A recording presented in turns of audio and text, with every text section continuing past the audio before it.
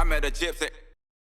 Do you think that V8s is like done right, and there's so much more room for it to be bigger and better than what it already is? Like, do you almost see the potential that it's got to be a way bigger and better series in Australia, even though it is the biggest series as it is now? But I don't know, can you almost see like a better future for it in a way? I mean, I think every series you look at can be so much better, but you know, we've got the new Gen 3 cars coming in, the Camaro and the Mustang. Like, I think that's a good step for the series. But you know, Pete, Paul Morris, they're probably the two standout guys that are getting young talent. Yeah. Paul taught me how to drive a car 4 years ago and brought me all the way through. Pete sponsored me along that journey because he trusted what Paul said. Yeah. And now Pete's looking after other young kids as well. So those two guys are doing a fantastic job for Australian motorsport. They're really giving young kids an opportunity. And, you know, I thank those guys a lot because they gave me a massive opportunity and helped me get to where I am. But I think the biggest thing is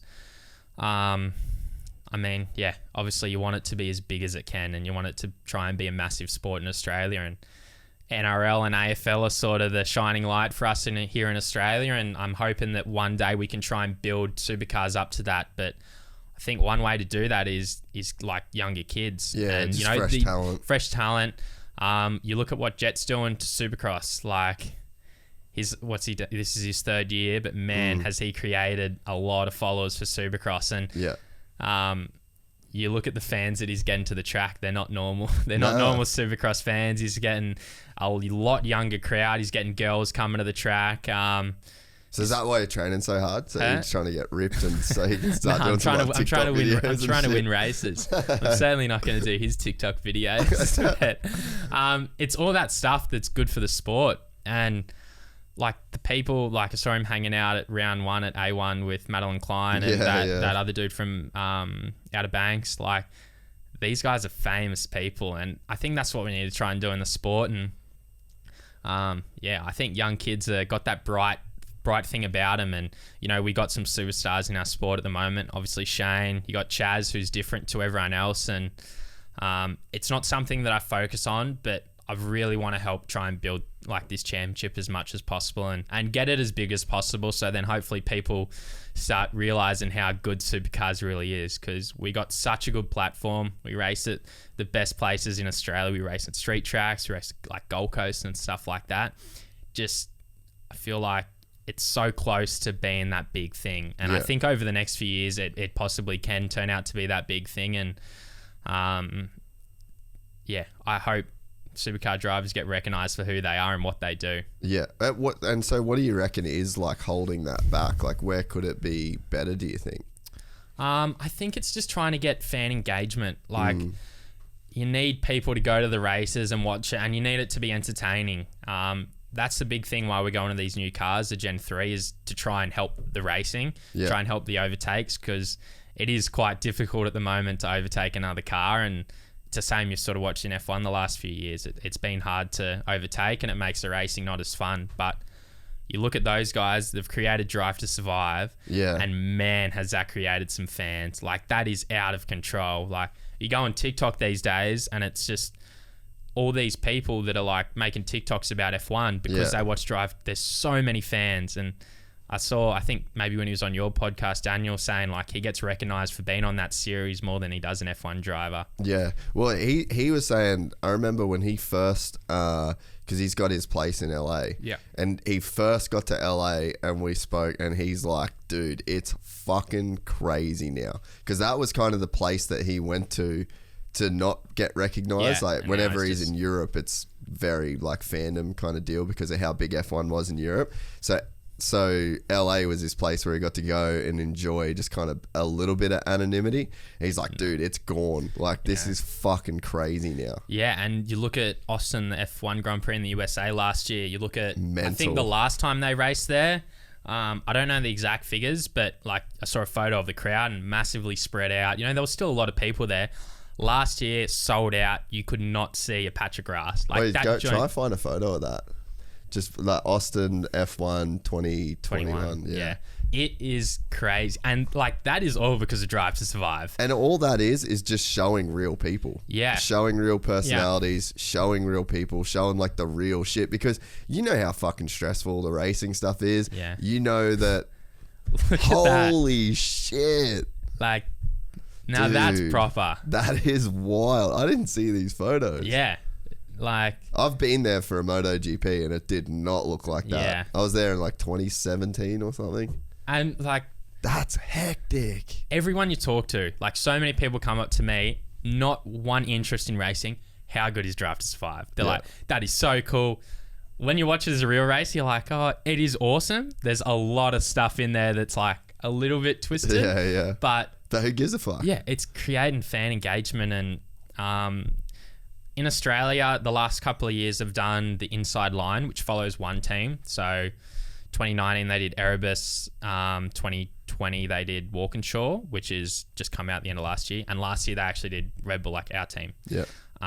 So they which was a great year to follow for them. Yeah. Obviously a lot of stuff happened. Jamie left, Roland retiring, me getting the promotion and stuff like that. So that's awesome, which is really good. It would be so cool if they could do like a mini series of this sort of thing. I think like it needs a big, Surely it needs gotta a be big thinking budget. about And it. the only way that I sort of think that it could maybe happen is if KO did something like that. Yeah. You know, it's a sports streaming service for Australia. They do all supercars. If they could find a way, maybe just like one weekend you follow Red Bull, one weekend you follow Shell. Yeah. And just try and, I don't know, we need to think outside the box because these guys have absolutely killed it. Well, so you know that Netflix had the editing rights to this.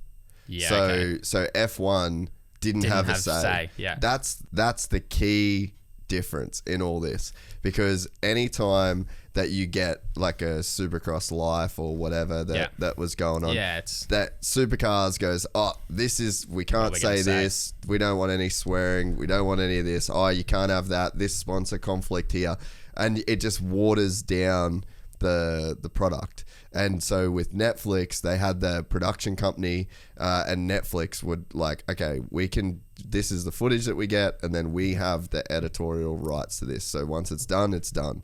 And I think that's why it ended up being so good, is because if F1 then got to tinker with it, take this out, take that out, you just don't know the moments that you're left with and the moments that you're missing, you know? Well, you look what Danny Rick said. I'm not going to repeat what he said, but Netflix are a bunch of... Yeah. And they put it in. He's like, they're never going to show that. Yeah. But they did. Yeah. And it becomes one of the most iconic lines of the entire series. Exactly. And you look at F1 and it's just... the way you think about it, especially a couple of years ago, it's businessmen in suits. Like it's a billionaire sport. Now you look at it and it's like everyone loves F1. Like everyone loves F1, and we had such good year last year in F1. Like Drive to Survive comes out in like a couple of days. Tomorrow. Yeah. Like I know I'm going to be doing tomorrow is watching dude. it, but it's creating so many fans. Like all these girls, especially, like you're seeing so many more girls come into the sport that are obviously idolizing these F1 drivers. Like it's thirsty. It's cool, dude. I love it. Like there's so many people like interested in it now. Yeah, and I think that it definitely could happen in V8s. Like it's, you know, smaller scale, you know. Yeah. But I think that the MotoGP version of it comes out on like the 24th on Amazon, which would be pretty sick. I mean, surely the V8 guys are thinking about it, and they have done a good job over the years. I definitely watched the broadcast though with the V8s, and it looks real old to me. Like I think like all the footage is sick, the way it's filmed and stuff, but in terms of like the broadcast itself, it definitely feels the same as when I was a kid watching it. So I feel like it never, at least for me personally, it just never really changed that much. So I think that there's probably some stuff that they could do from a broadcast perspective that would probably keep me a little bit more engaged. Yeah. But again, it's like you just don't know why that stuff doesn't happen. There's always reasons, I guess. But I guess for me on the outside as like a kind of casual fan, that would be one of my kind of criticisms of it. Yeah, like honestly, every sport, there's so many things you can do, and maybe what I just said about making a Drive to Survive sort of series on on supercars as a whole, maybe it's not the right thing to do, but there's so many things that we can do, and we've just taken new ownership in supercars. Race has just taken over it. There's some really good guys in there, and this next 12 months we got a new CEO as well. This next 12 months is like, okay, let's see what you guys can do, and sure, they've got some great ideas to hopefully improve it, but I think it's about getting to know the drivers a bit more. And the new owner, Barclay Netterfold, I believe his name is. I think he came out and said, okay, we need the drivers to be household names. Yeah. Like, we need these guys to be the Nathan Clear, the Jonathan Thurstons, Billy Slaters, the household names that everyone sort of knows. And you start following those guys. Like, you become in love with the football players, the Supercross riders and MotoGP guys, the F1 drivers for them. Yeah. And we need to understand a bit more about who they are. So I'm excited to see what these new owners do, because hopefully they can build that sport. Like, it's in a great spot at the moment. This is trying to be constructive criticism, and it's not even really criticism. It's just hopefully new ideas that can keep building the sport, because we are in a great spot.